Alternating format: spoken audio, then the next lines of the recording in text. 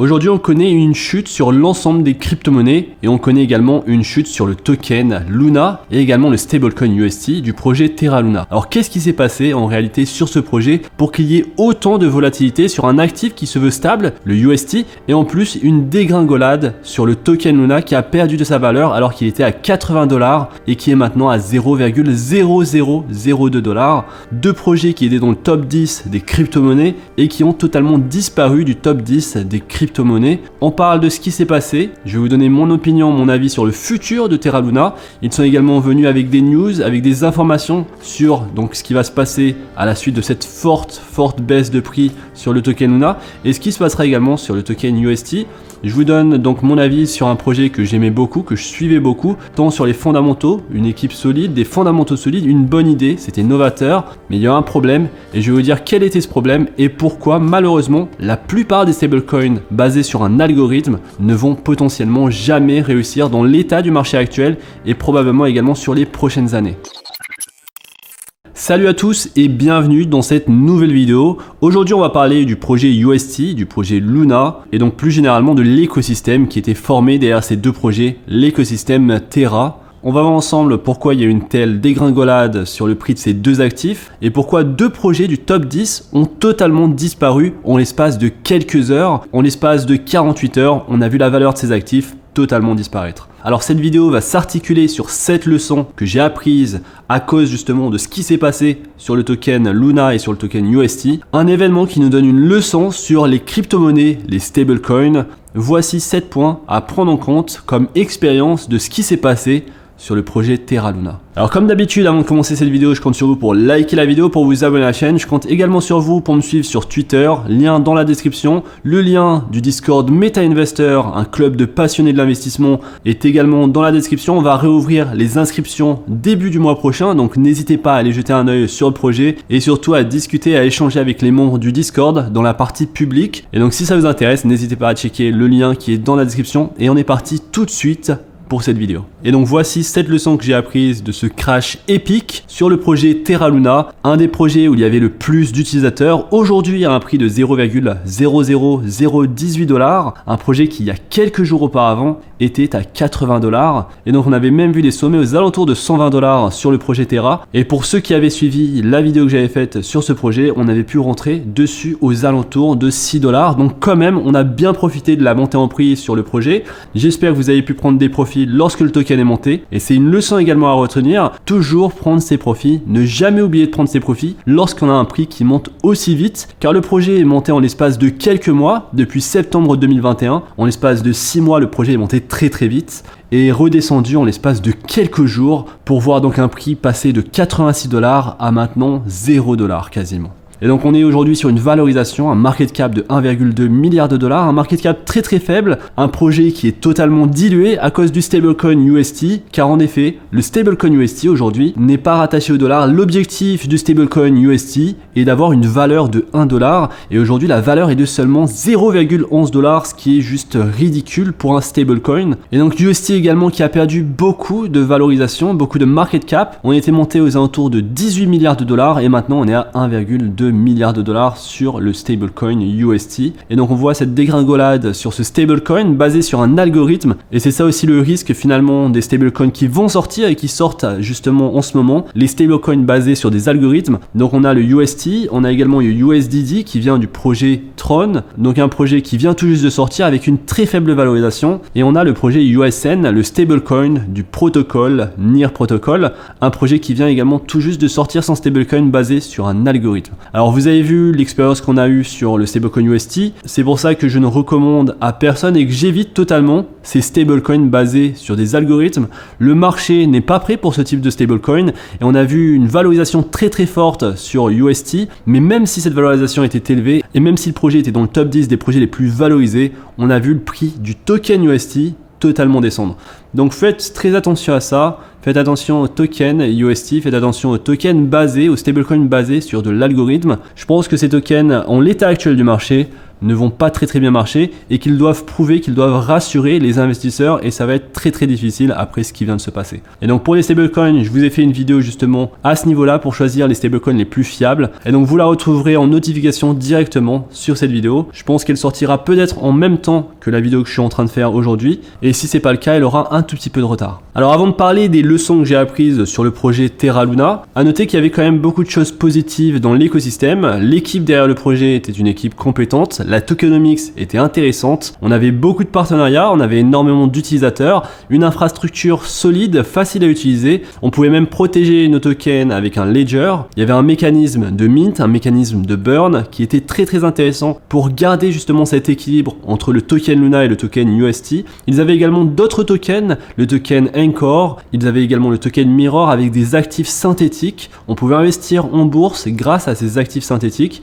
Malheureusement, malgré toutes ces choses positives dans l'écosystème, toutes ces choses très novatrices, le projet Terra Luna est maintenant complètement mort et on va avoir l'occasion justement de vous parler justement du projet Luna, si ça vaut le coup d'investir au prix actuel. Alors je vous dis qu'il est mort donc ça vaut pas le coup d'investir aujourd'hui et d'ailleurs je vois des gens investir sur le projet, ce qui est quelque chose de tout de même très spéculatif et selon moi une grosse erreur d'investissement. Et donc maintenant je vais vous partager les 7 choses que j'ai apprises grâce à cet échec. La première chose, c'est de savoir que les gros projets échouent également. Donc on était sur un projet et 2 projets du top 10 et malgré ça, ces 2 projets ont échoué. Et donc le fait de voir Luna échouer, ça nous apprend que toutes les crypto-monnaies, indépendamment de leur capitalisation boursière et de leur niveau de croissance, sont toutes soumises à des niveaux de risque très élevés, même si elles sont dans le top 10. Et le truc c'est qu'aujourd'hui, nous, en tant qu'investisseurs dans les crypto-monnaies, on pense que le Bitcoin, l'Ethereum ou alors Cardano, ou alors même des stablecoins comme USDT, sont trop gros pour échouer. Et bien avec l'exemple que nous avons vu sur le token Luna et le token UST, c'est vraiment faux de penser comme ça et que même l'Ethereum demain ou même Cardano pourrait complètement échouer et disparaître du jour au lendemain du top 10. Et donc aujourd'hui, il n'existe pas d'actifs sûrs à 100%.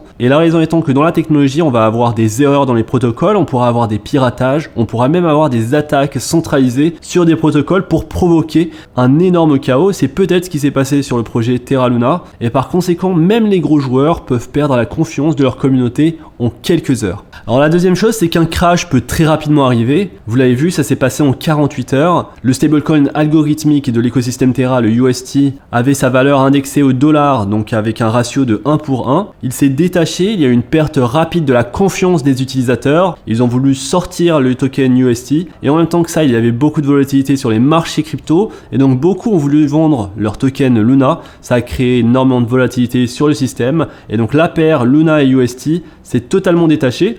Car malheureusement le système algorithmique c'est un système qui est en grande partie basé sur la confiance et si une grande partie des utilisateurs ne font plus confiance au stablecoin, la valeur indexée à ce stablecoin peut totalement se détacher et on peut perdre rapidement beaucoup d'argent. Et donc ici la leçon c'est de savoir que le marché ne va pas forcément nous laisser suffisamment de temps pour clôturer nos positions et à ce niveau là je peux vous le dire, j'ai perdu quand même pas mal d'argent à cause de ce qui s'est passé sur le token Luna et sur le stablecoin UST et donc sur cette situation, il faut être préparé et n'investir que de l'argent qu'on est prêt à ne pas utiliser pendant un bon moment, mais surtout se protéger du risque et se protéger des investissements spéculatifs. Et lorsqu'on investit dans les crypto-monnaies, surtout sur de nouveaux projets, cet investissement devrait être un investissement très actif. Regardez chaque fois les news, faites très attention, suivez les chaînes, suivez les Twitter, suivez la progression des projets sur Twitter. En faisant ça, vous pourrez prendre la température des projets, si c'est plutôt positif ou négatif, et de cette manière, vous pourrez également avoir les informations au bon moment pour décider s'il faut vendre ou pas. Alors la meilleure pratique tout de même si vous n'avez pas le temps pour faire tout ça consiste tout de même à définir des ordres de stop loss et des take profits une fois que vous allez rentrer dans des positions. C'est vrai que vous pouvez mettre des stop loss et take profits sur même des stablecoins et donc vous pouvez potentiellement faire ça. Alors l'avantage de UST c'était son rendement annualisé de 20% et forcément lorsqu'on va staker nos tokens UST on ne pourra pas mettre d'ordre limite et il faudra retirer ces tokens UST. Il faudra être averti, il faudra être sur le marché et d'ailleurs à ce niveau là je vous invite à me suivre sur Twitter car lorsqu'il y a des choses qui vont très vite comme ça, je fais directement une annonce sur Twitter. Alors la troisième leçon c'est le fait que les exchanges, les plateformes d'échange ne sont pas toujours fiables en cas de crise et ça je pense que vous l'avez remarqué, lorsqu'il y a énormément de volatilité, c'est très difficile de clôturer ou même de prendre des positions parfois. Et donc les plateformes d'échange centralisées telles que Binance, Crypto.com, Kraken, KuCoin ont plusieurs astuces pour ne pas laisser l'argent sortir de leurs exchanges. Ils vont parfois bloquer les retraits, on ne pourra même pas retirer notre argent, ou alors totalement ralentir le fait de recevoir l'argent. C'est ce qui s'est passé sur les UST. Lorsque j'ai transféré mes UST de la TerraStation sur ma plateforme d'échange centralisée, qui est pour le coup Binance, ça a pris énormément de temps et j'ai dû même faire une réclamation pour recevoir mes tokens que j'ai reçus le lendemain. Donc pour vous dire, le prix était aux alentours de 0,98 et le lendemain, le prix avait d'ores et déjà bien baissé. On le voit également en bourse, sur des plateformes d'échange comme Trading 212, sur des plateformes comme DeGiro. S'il y a énormément de volatilité, ça va être très difficile de faire certaines actions qu'on souhaiterait faire, malheureusement. Et donc ça, c'est toujours à l'avantage forcément des plateformes d'échange centralisées et au désavantage des utilisateurs. Alors les solutions en crypto, il y en a quand même deux principales. La première, c'est d'utiliser une plateforme d'échange décentralisée au lieu d'utiliser les plateformes d'échange centralisées. Et la deuxième solution, c'est d'utiliser des stop loss à chaque fois que vous entrez sur de nouvelles positions en crypto-monnaie sur vos plateformes d'échange centralisées. Les stop loss peuvent vous sauver en cas de forte volatilité. Alors la quatrième leçon, c'est le fait de voir des partenaires, des VC, des venture capital, des fonds d'investissement, des grands investisseurs se mettre sur des projets. Mais au final, même si on voit la smart money, on voit des gros investisseurs se mettre sur des projets qu'on aime, ça ne veut pas dire que ces projets sont safe. Alors ce qui est très malheureux en ce moment sur UST et sur Terra Luna, c'est le fait qu'il y a 114 projets qui ont été construits sur Terra, sur l'écosystème Terra, et la fondation Terra a énormément de partenariats avec de gros investisseurs, des venture capital, des institutions, des plateformes d'échange. Et donc le fait de voir la valeur du token descendre à zéro, malheureusement, ça veut dire que les tokens qui ont été créés sur l'écosystème Terra ont également une valeur de 0$. Et donc les smart investors, les institutions, ça ne veut rien dire si le projet ne peut pas délivrer. Et je pense qu'on est tous au courant pour savoir que les institutions surveillent énormément ce marché avec beaucoup de précision. Ils ont accès à des informations qu'on ne possède pas forcément. Et même avec ça, ils n'ont pas pu, pour beaucoup, sortir leur position du projet Terra Luna. Donc ce qui s'est passé, c'est quelque chose de totalement unique. C'est un Black Swan Event, c'est quelque chose qu'on n'aurait jamais imaginé. Et c'est quelque chose qui est arrivé rapidement et qui a fait disparaître la valeur de beaucoup d'investisseurs, malheureusement. Alors la cinquième leçon à reconnaître ici, c'est le fait que le token Luna a quand même une forte croissance en prix. Et même avec la crise qu'on connaissait, le token était assez stable. On l'avait vu très stable aux alentours de $80, $90, alors que d'autres projets étaient bien en chute, alors que l'état du marché était en pleine crise. C'est important d'essayer de reconnaître la valeur des tokens, même lorsqu'on a un marché en état de crise. Et pour le token Luna, c'était un token qui se portait très bien par rapport à l'ensemble du marché cryptographique. Et encore une fois ici, ce qui est vraiment étonnant, c'est que même si le token s'est très bien porté par rapport à d'autres projets, c'est celui qui a perdu finalement le plus de valeur. Et donc ça nous apprend vraiment qu'il n'y a aucun actif absolument safe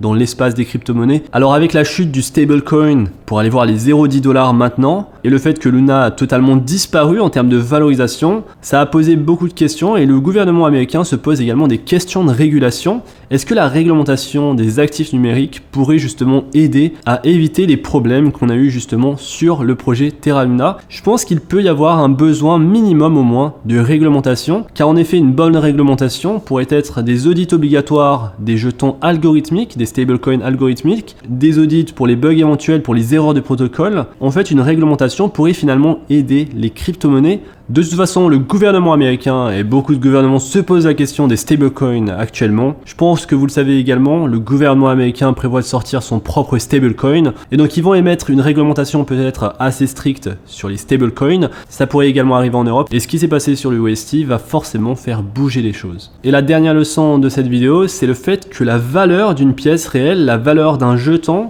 est de 0$ si elle perd la confiance de ses utilisateurs. On peut avoir un bitcoin à 30 000, on peut avoir un bitcoin à 100 000$, mais si les utilisateurs perdent confiance au bitcoin, on peut avoir un bitcoin à 0$. Je sais que ça peut sembler fou, mais la valeur réelle d'un projet crypto, c'est la confiance que portent les utilisateurs sur ce projet. Et donc le prix de tout actif financier va être dicté par les personnes qui vont utiliser ces actifs. L'exemple de Terra Luna, l'exemple du stablecoin UST est un exemple très parlant, car avant le crash, le token Luna était aux alentours de 100$, et avec le désancrage du UST, les investisseurs qui étaient sur le projet Luna ont perdu confiance sur le projet. En plus de ça, la tokenomics du projet a fait que la valeur du token Luna a atteint des prix ridicules, car on va produire plus de Luna lorsqu'on va vouloir brûler des tokens UST et vice versa, ce qui fait que la valeur sur le projet Luna a dégringolé à une vitesse éclair, et ça va être malheureusement la même chose sur d'autres projets crypto et également sur les NFT. Si tout le monde perd confiance sur un projet NFT,